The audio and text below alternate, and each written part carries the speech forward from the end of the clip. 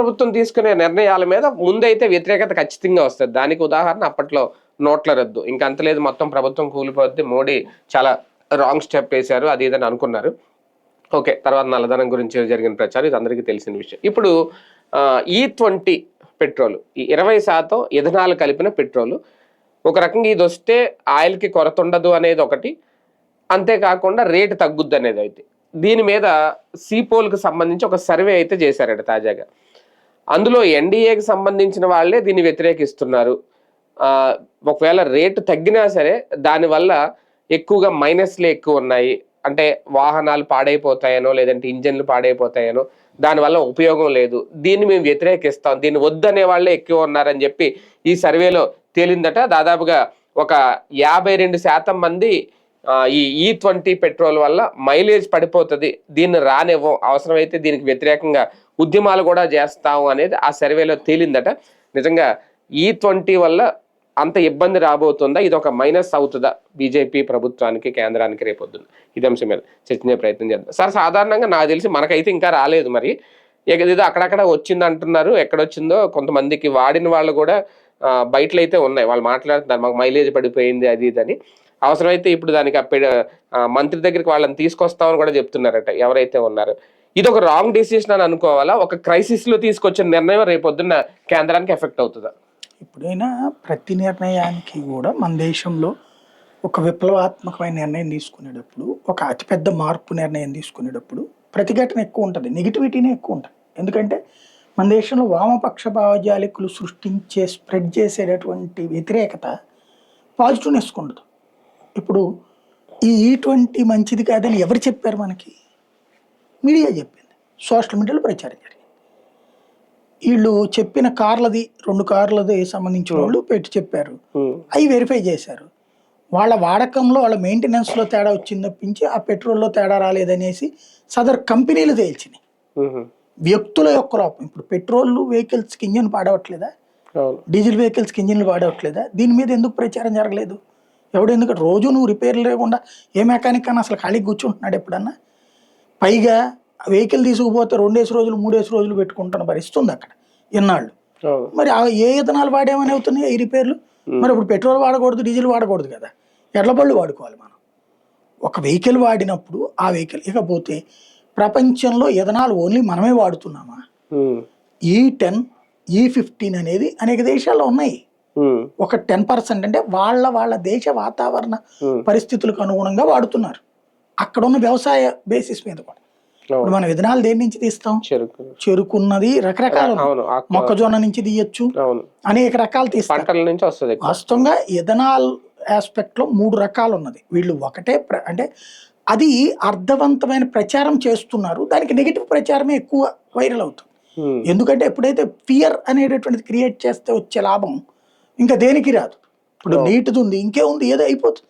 ఏమవుతుంది? పరీక్ష paper leak అయితే 2వ సారి రాస్తాం, ఖచ్చితంగా ఆ సంబంధితమైన వాళ్ళు అరెస్ట్ చేయాలి. కానీ ఏమని ప్రచారం చేస్తారు? అసలు దేశంలో ఉన్నటువంటి నీట్ రాసిన పిల్లల జీవితాలతో ఆడుకున్నారు. ఏం ఆడుకుంటారు దాంట్లో? ఇప్పుడు మనం ఇంతకుముందు 10th క్లాస్ పేపర్ లీక్లు అయినాయి, ఇంటర్మీడియట్ పేపర్ లీక్లు, ఎవరి జీవితం అని వెనక్కి వెళ్ళిపోయిందా? ఏముండదు. కానీ ప్రచారం ఎట్లుంటుంది? ఇంకేముంది. అట్లాగే అయోధ్యలో రామాలయంలో దొంగతనం జరిగింది, దీంతో దేశం నాశనం అయిపోయింది. ఎవడో ఒకడు దొంగతనం చేశాడు, దొంగను తీసుకెళ్ళామా, అరెస్ట్ చేసామా, లేదా జైల్లో పెట్టామా? కానీ ఇది కాదు యాక్షన్ అంటే ఇంకేం కావాలి? అర్జెంటుగా మోడీ దిగిపోయేసి కేజ్రీవాల్నో లేకపోతే రాహుల్ గాంధీనో ప్రధానమంత్రిని చేసేస్తే అయోధ్య రామాలయ దొంగతనానికి న్యాయం జరిగిపోయినట్టు. ఇట్లాంటి విచిత్ర భావజాలం ఉన్నోళ్ళు ఇప్పుడు మీకు గ్యాస్ది నాకు బాగా గుర్తు. మేము స్టూడెంట్ దశలో ఉన్న టైంలోనే గ్యాస్ బిగినైనాయి. మాకైతే మొట్టమొదటి మేము పొట్టు పొయ్యిలు వాడేవాళ్ళం, తర్వాత కట్టెల పొయ్యి వాడేవాళ్ళం.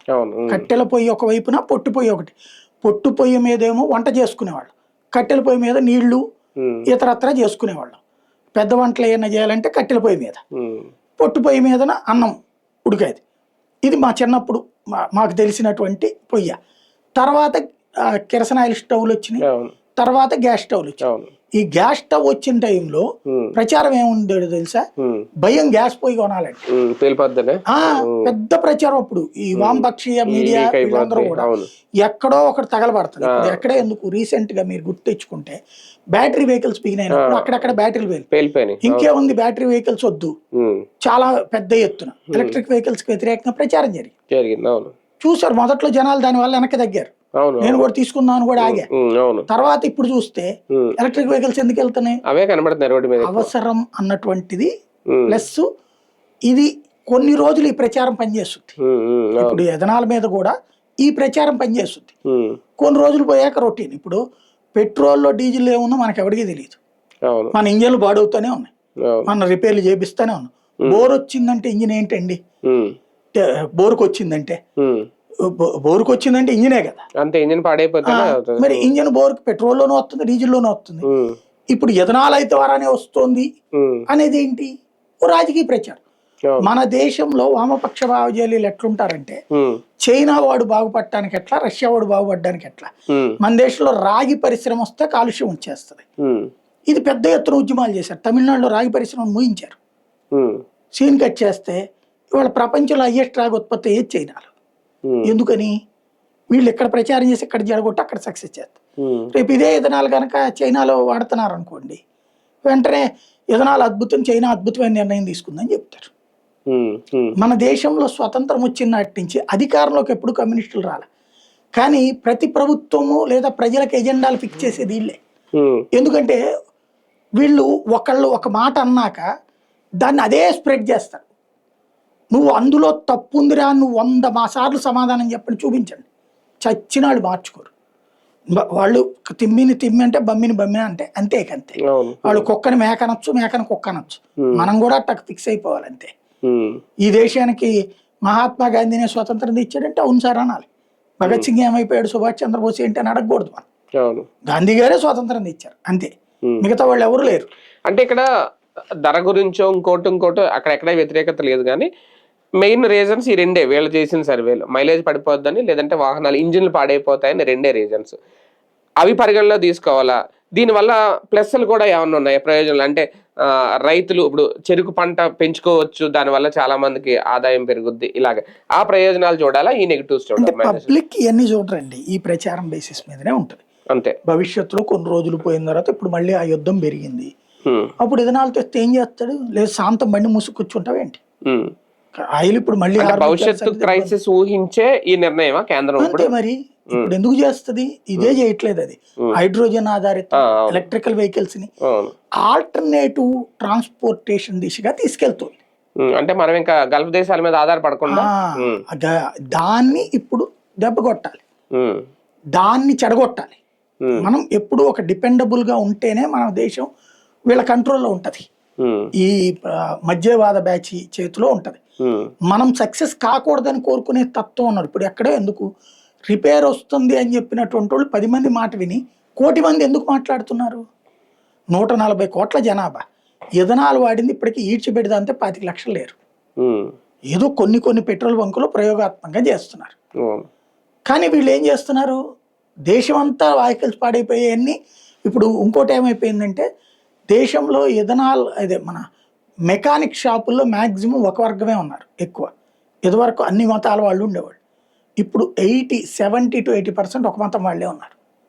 మెకానిక్లు, పంచర్ షాపులు ఇవన్నీ కూడా వాళ్ళు ఇది బాగా అడ్వాంటేజ్గా వాడుతున్నారు. నీకు ఏది రిపేర్ అయినా సరే మీకు తెలియకుండా ఇథనాల్ కలిపేస్తున్నాడు పెట్రోల్. ఆడు పెట్రోల్ వల్లనే వచ్చిందని చెప్తున్నాడు.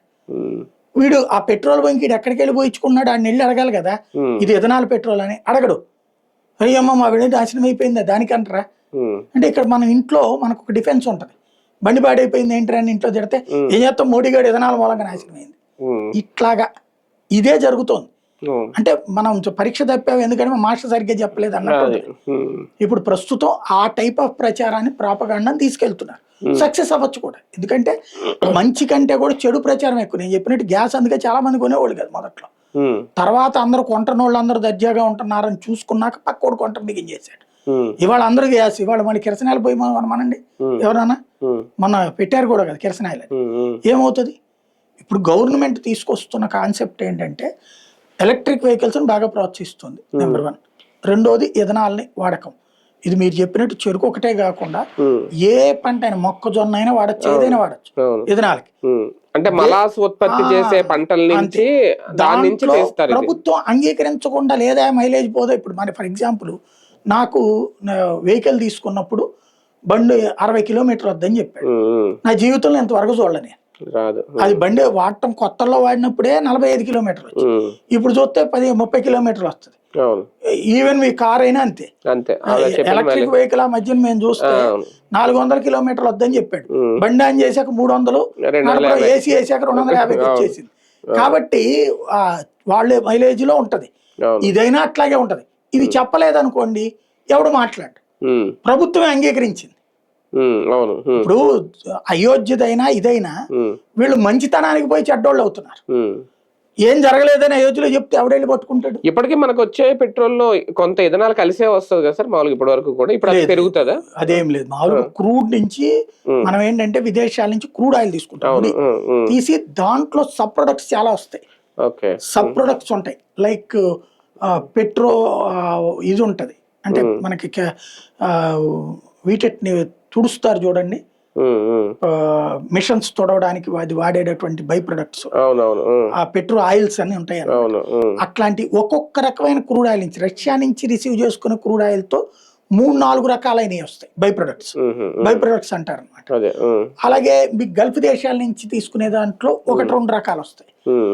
బై ప్రొడక్ట్స్ అనేది ఒక్కొక్క దానికి ఒక్కొక్కటి. ఇప్పుడు టెన్నర్ వాడతాం మనం, అది కూడా బై ప్రొడక్ట్. అదే పెట్రోకెమికల్స్ లో అదొక ఇది. అట్లాగే విమాన ఆయిల్ వస్తాయి. ఇట్లాగా ఒక్కొక్క క్రూడ్ ఆయిల్ నుంచే వస్తాయి ఇవన్నీ. కాబట్టి ఇప్పుడు మన దేశానికి సంబంధించినంత వరకు బై ప్రొడక్ట్ అందులో ఇథనాల్ ఏం కలిపి రాదు. ఇక్కడ మనం కలుపుతున్నాం అనమాట. ఎందుకు అంటే ఈ క్రైసిస్ దృష్టిలో పెట్టుకుని బిగిన్ చేశారు. దాన్ని వీళ్ళు వద్దంటున్నారు అనుకోండి, మాక్సిమం రేపు ఓన్లీ దేశంలో మన దేశం వరకు పెట్రోల్ ఉత్పత్తిని మన దగ్గర పెంచుకోవడం కుదరదా? కుదురుతుంది. ఇప్పుడు అది ప్రయత్నం. మన దేశంలో కూడా కొంత ఉత్పత్తి ఉంది కదా, అది ప్రొడక్ట్ చేస్తున్నాం కదా. ఇప్పుడు ఓఎన్జీసీ వాడు చేస్తున్నాడు, అట్లాగే మిగతాది కూడా చేస్తారు. ఈవెన్ విదేశాలకు ఎగుమతి అయ్యే దాని మీద ఎక్స్ట్రా పన్నులు కూడా వేస్తున్నాం, ఎక్స్ట్రా పోనీయకుండా. కానీ బేసిక్ గా మన దేశంలో ప్రొడక్షన్ తో మనం 10% మించి చేయలేము.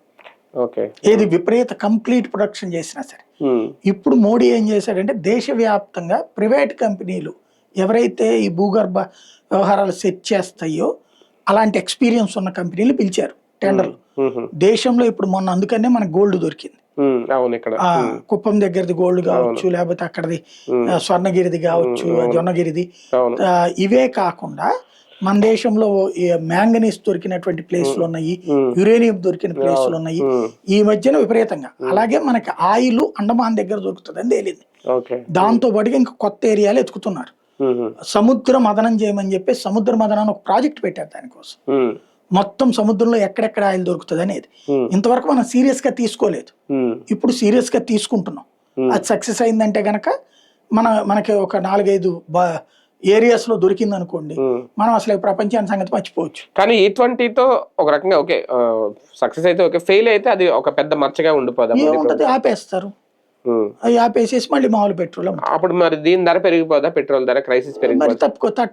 తప్పుకోవాలి కదా. ఇప్పటికే కావాలంటే బో కావాలంటే ఎట్లాగా. ఇప్పుడు యుద్ధం కారణంగా పెట్రోల్ డీజిల్ ధరలు మళ్ళీ పెరగాల్సింది. మొన్న పెరుగుతున్న దాన్ని మొన్న ఆగింది కాబట్టి కంట్రోల్ అనుకున్నాం. మళ్ళీ ఇప్పుడు యుద్ధం స్టార్ట్ అయిపోయి మళ్ళీ లేదంటే వాహనదారులని ఎలక్ట్రిక్ వైపు హైడ్రోజన్ వైపు ప్రోత్సహిస్తూనే ఉన్నారు కదా. సబ్సిడీలు ఇస్తున్నారు, ప్రోత్సహిస్తున్నారు. ఇళ్లలో ఎలక్ట్రికల్ ప్రొడక్షన్ పెంచుతున్నారు. దేశవ్యాప్తంగా ఆల్టర్నేటివ్ మెజర్స్ విపరీతంగా చేస్తున్నారు. సేమ్ టైం జాగ్రత్తలు తీసుకోమంటున్నారు.